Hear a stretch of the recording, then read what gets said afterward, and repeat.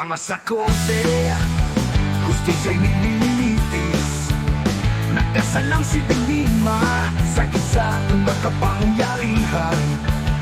At hindi natimbangan, sila direct din nagtahimik.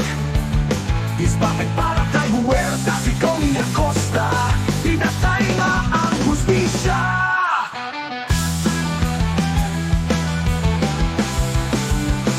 Tagilid na timbangan kahit nakita kasinungalingan.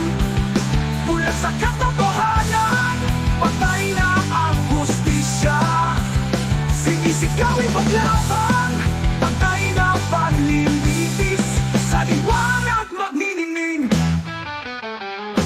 Kama sa kotohanan, palutot na laro.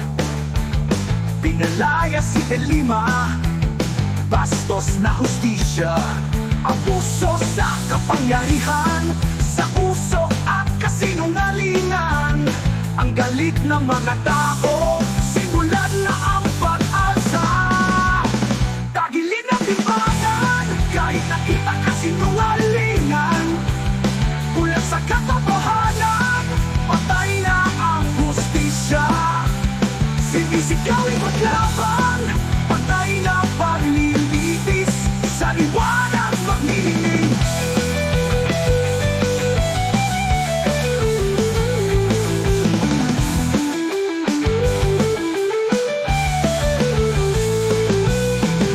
Katotohanan, baluktot na laro. Pinalaya si Delima, bastos na hustisya. Abuso sa kapangyarihan, sa usok at kasinungalingan. Ang galit ng mga tao, simulan na ang pag-asa.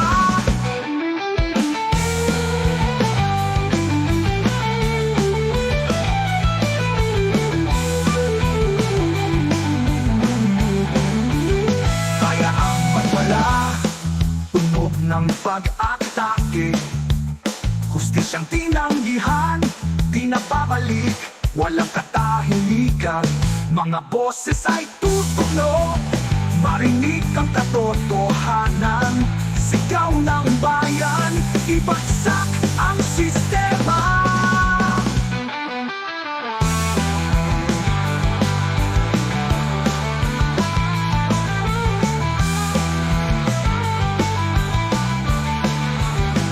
Tagilid na timbangan, kahit nakita kasinungalingan. Mula sa katotohanan, patay na ang hustisya. Sinisigawin maglaban, patay na panlilitis. Sa liwanag magniningning. Hustisya ay pantayin, yan lang ang paraan. Ayusin ang timbangan, na gumanda ang araw.